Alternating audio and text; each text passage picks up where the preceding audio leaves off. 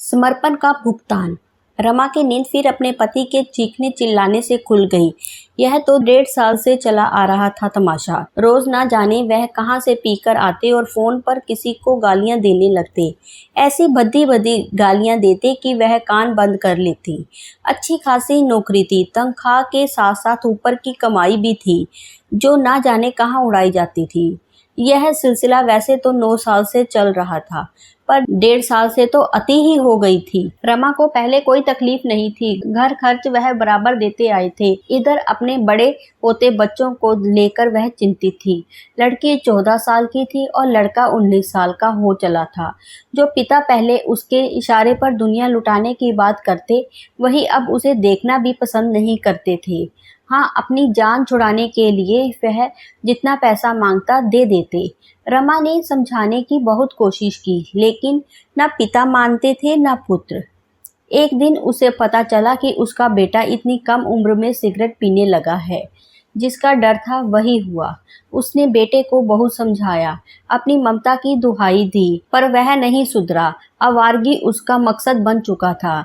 अब वह पिता से सिर्फ पैसे लेने का संबंध रखता था। पढ़ाई लिखाई से भी उसका मन विचलित हो रहा था।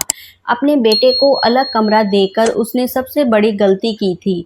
बंद कमरे में न जाने क्या करता था। एक दिन वह उदास चुपचाप रो रही थी कि बेटी ने पानी देकर कहा, मम्मी पानी पियो। तभी बेटा बाहर आया। माँ को ऐसे देख थोड़ा दुखी भी हो गया। ना जाने उसे क्या सूझा। वह माँ की गोदी में सर रखकर रोने लगा। वह घबरा गई। प्यार से सर पर हाथ फेरते हुए रोने का कारण पूछा। उसने कहा, माँ मैं पापा से नफरत करने लगा हूँ। वो तुम्हारे साथ, मेरे साथ, मुन्नी के साथ जरा भी बात नहीं करते।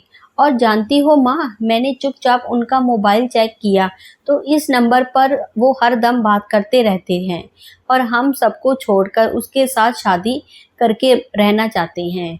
और एक बात माँ, वो आंटी कोई बियर बार में नाचती है। रमा तो पत्थर की तरह बैठ गई। जितना दुख उसे पति की करतूतों से नहीं हुआ था, उतना उसे अपने बेटे की बात से हुआ। फिर लड़के ने कहा, संभालो माँ, नहीं तो अनर्थ हो जाएगा। कहकर वह चुप हो गया। मैंने कहा, जब तू इतनी बातें जानता है तो माँ को अपनी हरकतों से और क्यों परेशान करता है। अच्छी तरह पढ़ लिख जाएगा, अच्छी नौकरी करेगा, तब तो माँ और बहन की तकलीफ दूर कर पाएगा। देखती जाओ माँ, कहकर बाहर चला गया। बेटे की बातों से वह इतनी व्यथित थी कि बेटी कब बिना खाए सो गई उसे पता ही नहीं चला। वह भी बिना खाए ही सो गई। उसकी नींद फिर वही चीख चिल्लाहट से खुली। वह बाहर आई और कहा, यह रोज रोज का तमाशा सही नहीं है। आप जिसे भी गालियां देते हो उसे बाहर से ही निपट कर आओ। यहाँ और भी सभ्य लोग बसते हैं, सबकी नींद खराब होती है। बस फिर क्या था, रमा के माँ बाप को गालियां देते हुए उसने रमा को मारना शुरू किया। रमा चिल्लाती रही, गुहार लगाती रही, पर उस जानवर ने उसकी एक ना सुनी। मैं रमा की पड़ोसन थी, लेकिन चाहकर भी कुछ नहीं कर सकी, क्योंकि मेरे पति को नहीं पसंद किसी के फटे में टांग अड़ाना। दूसरे दिन मैंने रमा को कहीं जाते देखा। सामने आने पर पूछा, कहाँ जा रही हो? तो उसने कहा, वकील के पास। कुछ दिन शांति से गुजरे। अचानक मैंने देखा कि रमा के पति अपना कुछ सामान लेकर जा रहे थे। थोड़ी देर के बाद मुस्कुराती हुई रमा ने मेरी बेल बजाई। मैंने उसके हाथ में मिठाई का डब्बा देखकर पूछा, किस खुशी में? उसने कहा, मैंने यह मकान अपने नाम करवा लिया और वेतन के आधे पैसे भी। बच्चों की पढ़ाई, शादी, ब्याह सब वही करेंगी। जब तक मैं तलाक नहीं देती वह दूसरी शादी नहीं कर सकता। करने पर नौकरी से निकाला जाएगा। मैं भी रमा की खुशी में खुश थी। रमा ने कहा, कल दोपहर में आप मेरे साथ खाना खाइए। कारण पूछने पर कहा, कल ही मेरी शादी की 25वीं सालगिरह है और मैं अब इस बंधन से आज़ाद हूँ। मैं अगले दिन एक फूलों का गुलदस्ता लेकर उसके घर गई। खाना बड़ा ही लजीज था। मैंने कहा, रमा अब पूरी बात बताओ। उसने हंसते हुए कहा, उस दिन मार खाने के बाद मेरे मन में आया, मैं क्यों इस पर समर्पण हुए बैठी हूँ। 9 साल से नरक झेल रही हूँ। मेरा गुस्सा और बढ़ गया जब उसने मेरी तुलना उस नाचने वाली से की। अब कौन सी इज्जत बाकी रह गई मेरी? बच्चे अलग बिगड़ रहे थे। मैं बिल्कुल खाली हो गई थी। बस सुबह उठकर मैं वकील के पास गई और उससे सलाह मशवरा किया।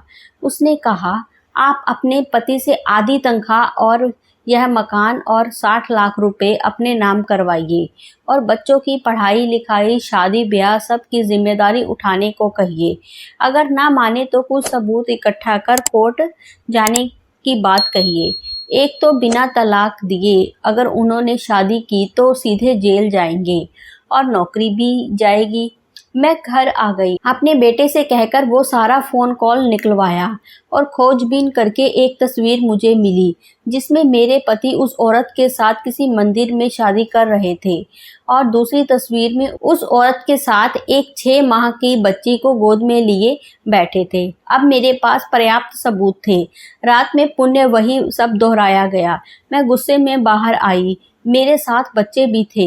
मैंने इन्हें मना किया और इन्होंने हाथ उठा लिया। बस मैंने तत्काल हाथ पकड़कर कहा, भूल जाओ मिस्टर शर्मा, नहीं तो हाथ तोड़ दूंगी। तुम्हें जहाँ जाना है जाओ, जिसके साथ रहना है रहो, पर मुझे यह मकान, हर माह आधी तनख्वाह और बच्चों की शिक्षा, शादी ब्याह और 60 लाख रुपए नगद चाहिए।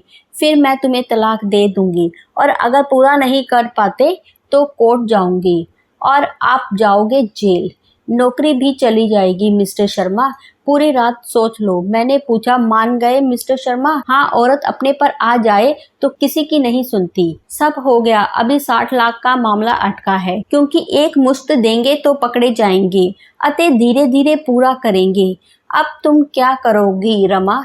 उसने हंसकर कहा, आराम, और मेरे पति करेंगे मेरे समर्पण का भुगतान।